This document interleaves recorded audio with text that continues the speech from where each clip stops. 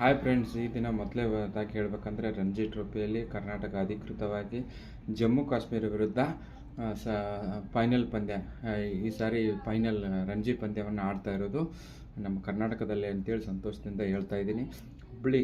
ಹುಬ್ಳಿ ಅಂತ ಹೇಳ್ತಾರೆ. 22ನೇ ತಾರೀಕು ಸ್ಟಾರ್ಟ್ ಆಗುತ್ತೆ. ಗೆಲ್ಲುವುದರಲ್ಲಿ ಸಂಶಯ ಇಲ್ಲ. 67 ವರ್ಷಗಳ ನಂತರ ಜಮ್ಮು ಕಾಶ್ಮೀರ ಮೊದಲೇ ಬಾರಿಗೆ ರಂಜಿ ಟ್ರೋಫಿಯಲ್ಲಿ ಫೈನಲ್ ತಲುಪಿದೆ. ಕರ್ನಾಟಕ 11 ವರ್ಷಗಳ ನಂತರ ಫೈನಲನ್ನು ತಲುಪಿದೆ ಅಂತ ಹೇಳಬೇಕಾಗುತ್ತೆ. ಅದರಲ್ಲಿ ಅಕೀಬ್ ನಾಬಿ ಅಂತೇಳಿ ಜಮ್ಮು ಕಾಶ್ಮೀರ ಬಾಲರ್ ಅವರು ಆಡಿದ 9 ರಂಜಿ ಪಂದ್ಯದಲ್ಲಿ 55 ವಿಕೆಟು, 5 ವಿಕೆಟ್ ಹಾಲ್ ಪಡೆದಿದ್ದಾರೆ. ಅವ್ರದ್ದು ಒಂದು ಅದ್ಭುತ ಕೊಡುಗೆ ಅಂತ ಹೇಳಬೇಕು ಫೈನಲ್ ಬರೋಕ್ಕೆ ಅಂತ ಹೇಳ್ತಾ, ನಮ್ಮ ಕರ್ನಾಟಕದವರು ಪಡಿಕ್ಕಲ್ ಅವರು ಅವೈಲೇಬಲ್ ಇದ್ದಾರೆ ಅಂತ ಹೇಳ್ತಾ, ಈ ದಿನ ಪಂದ್ಯದಲ್ಲಿ 323 ಕಾಲ್ಔಟ್ ಆಗ್ತಾರೆ. ಆಮೇಲೆ 260ಕ್ಕೆ ಅವರು 6 ವಿಕೆಟ್ ಹೋಗುತ್ತೆ. ಅದು ಬಿಟ್ಟರೆ ನಮ್ಮ KL ರಾಹುಲ್ ಅವರು 2ನೇ ಇನ್ನಿಂಗ್ಸ್ನಲ್ಲಿ 83 ಅಜೇಯವಾಗಿ ಉಳಿತಾರೆ.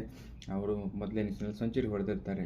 ಅಷ್ಟು ಬಿಟ್ಟರೆ ನಮ್ಮ ಮಹಿಳಾ ಕ್ರಿಕೆಟರ್ ಇವತ್ತು ಆಸ್ಟ್ರೇಲಿಯಾ ವಿರುದ್ಧ 2ನೇ T20 ಪಂದ್ಯದಲ್ಲಿ ಕೇವಲ 19 ರನ್ಗಳ ಸೋಲನ್ನು ಅನುಭವಿಸ್ತಾರೆ ಅಂತ ಹೇಳ್ಬೇಕಾಗುತ್ತೆ. 1-1 ಸರಣಿ ಈಕ್ವಲ್ ಆಗುತ್ತೆ.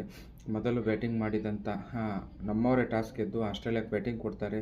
ಆಸ್ಟ್ರೇಲಿಯಾದವರು ಓಪನರು 128 ರನ್, ಒಳ್ಳೆ ಪಾರ್ಟ್ನರ್ಶಿಪ್ ಬರ್ತದೆ. ಅದರಲ್ಲಿ ಅವರು ಮೂನಿ ಅವರು 46 ರನ್ ಹೊಡೆದರೆ, ಜಾರ್ಜ್ ಓಲ್ ನಮ್ಮ RCB ಆಟಗಾರ್ತಿ 88 ರನ್ ಹೊಡಿತಾರೆ. ಬಟ್ ನಮ್ಮ ಅರುಂಧತಿ ರೆಡ್ಡಿ ಅವರು 2 ವಿಕೆಟು ಒಗೆದು 164 ರೆಸ್ಟ್ರಿಕ್ಷನ್ ಮಾಡ್ತಾರೆ, 5 wicket. Bharat batting opener partnership 57, Mandhana ಮತ್ತು ಶಫಾಲಿ ವರ್ಮಾ ಉತ್ತಮವಾಗಿತ್ತು. ಹರ್ಮನ್ಪ್ರೀತ್ ಕೌರ್ ಅವರು ಕೂಡ 36 ರನ್ ತೆಗಿತಾರೆ. 17 ಓವರು, ಲಾಸ್ಟ್ 1 ಬಾಲ್ ಇರುತ್ತೆ.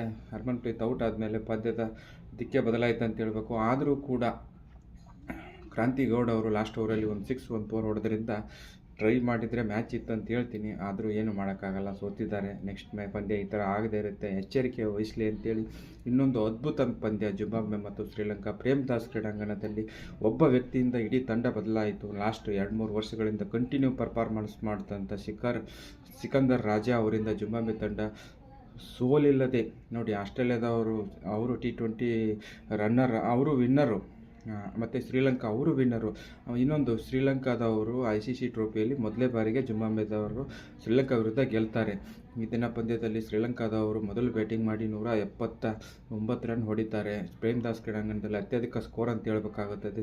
ಪಿಚ್ ಸ್ನೇಹದಲ್ಲಿ ನಿಶಾಂಕ 62 ಹೊಡೆದರೆ, ರತ್ನಾಯಕಿ 44 ರನ್ ಹೊಡಿತಾರೆ. ಕ್ರೀಮರು 2 ವಿಕೆಟ್, ಇವಾನ್ಸ್ 2 ವಿಕೆಟು ಹೋಗಿದರೆ, ಜಿಂಬಾಬ್ವೆ ಪರವಾಗಿ ಬೆನೆಟ್ 63 ಅಜೇಯವಾಗಿ ಉಳಿತಾರೆ.